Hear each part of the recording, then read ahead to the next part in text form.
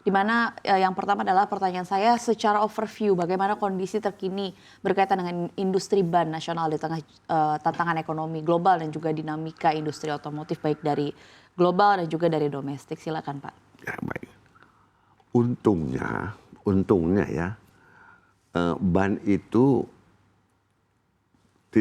nggak bisa tidak harus ganti ban mobil. Kalau nggak berat juga kita akibat krisis sekarang ini, karena daya belinya tuh yang menurun dan itu sangat mempengaruhi ya kan. Oleh karena itu dalam penjelasan tadi benar sekali, yang bikin kita survive itu adalah adanya tren ke mobil listrik. Nah, sebetulnya jauh hari sebelumnya kita sudah bersiap untuk membuat ban mobil listrik itu. Cuman kalau membuat ban mobil listrik itu kan harus lebih ringan, artinya lebih banyak karya sintetis. Lebih sedikit karya alam, karena karya alam itu berat. Tapi untuk misalnya dia itu kalau bannya itu seperti ban pesawat terbang ya itu nggak boleh karya sintetis, harus karya alam.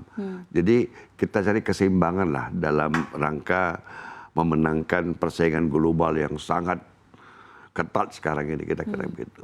Oke, tadi Anda menyebutkan ya Pak, sebenarnya kan terselamatkan karena tren kendaraan listrik yang semakin meningkat dan disebutkan bahwa sebenarnya demand dari ban kendaraan listrik ini harus lebih ringan. Ini artinya karetnya harus karet sintetis, begitu. Apakah memang ini secara istilahnya secara bisnis dari perspektif bisnis memang benar-benar sesuatu yang menguntungkan begitu Pak? Tapi atau sebenarnya karena terselamatkan dari EV-nya saja begitu, secara jumlah penjualan begitu misalnya untuk menyelamatkan produksi?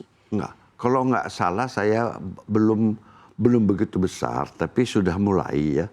Karena biar bagaimanapun kami harus memenuhi permintaan daripada ban-ban yang bukan EV. Karena tren untuk mempertahankan kendaraan sektor itu masih besar. Ya masih besar. Apalagi kalau tren kendaraan-kendaraan untuk angkutan, transportasi dan sebagainya. Jadi ini kan belum baru di bis aja yang ada mobil listrik itu beberapa. Ya belum banyak juga. Belum dominan. Belum dominan. Tapi masih tetap mobil ban yang lama. Tapi namun demikian sangat mempengaruhi. Sehingga kita juga harus kadang-kadang kita menyesuaikan desain bannya gitu aja. Oke, berarti kalau saya boleh tarik sebuah mungkin kebijakan yang sangat erat gitu kaitannya dengan kondisi bisnis dan juga industri ban. Berarti berkaitan dengan TKDN. Apakah TKDN berkontribusi cukup besar, sentimen positif buat industri ban Pak? TKDN ya ada tapi nggak besar pengaruhnya TKDN. Tidak terlalu terasa? Nggak terasa. Karena biar gimana pun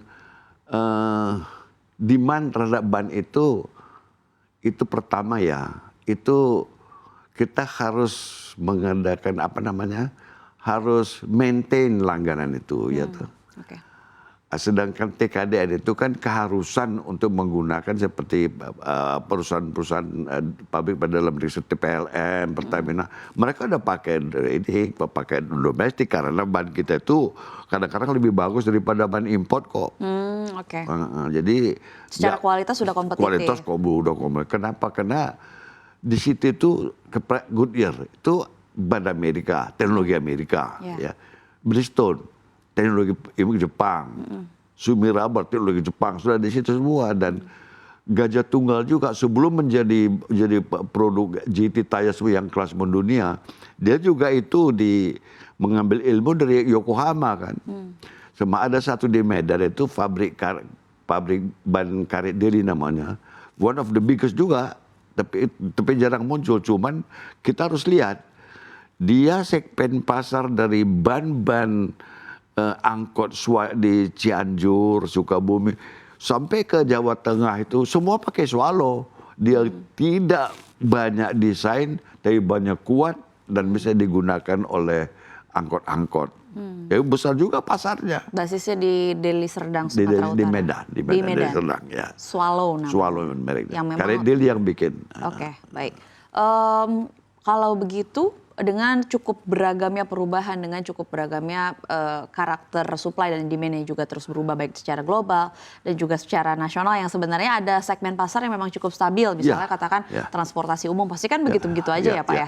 Demand-nya. Tapi kan ada tiba-tiba EV ini yang berubah terus begitu. Sebenarnya kalau saya boleh tanya ke Pak Aziz, tantangan terbesar industri ban secara nasional itu apa Pak? Ya gimana import. Impor. Saya kata terberat sekali itu adalah India sama Cina.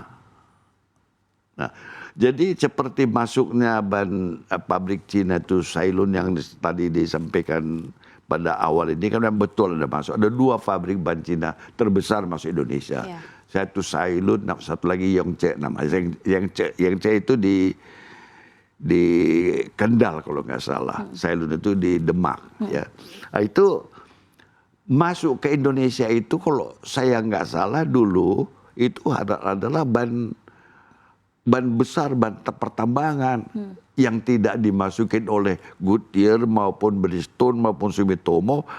Dia katanya mau masuk dengan segala rendah hati dimasukkan ke Indonesia. Tapi tiba-tiba dia bilang loh, kami juga mau bikin ban passenger. Ini kan repot nanti kita, nanti kayak Bata. Oh oke. Yang dikhawatirkan adalah mengganggu yang telah ada. Kita boleh mencintai yang baru, tapi jangan lupakan dong yang lama. Ya. Jadi Pak Bata itu pelajaran bagi industri Indonesia loh. Kenapa saya ambil Bata? Karena dia juga adalah produk karet sebagai bahan baku utama seperti ban. Dan itu Bata sudah sejak 1930-an ada di Indonesia. Kan sayang dong. Nggak bisa kita begitu kan, kita nggak hanya mengatakan ya dia nggak bisa mengikuti reformasi, bukan. Dibantu dia agar jangan mati karena dia sudah invest berpuluh-puluh tahun loh di Indonesia. Dan dia sudah jatuh bangun. Ya kita hargai dia, itu yang kita minta. Itu yang terus terang saja perhatian pemerintah kurang pada yang gitu-gitu. Pabrik tekstil itu ya. Bukan, jangan lihat yang baru aja dong, yang lama itu dilihat. Dikembangkan, katanya mau industrialisasi. Benar. Ya kan. Kalau mau jadi negara maju pasti harus nambah faktor dulu.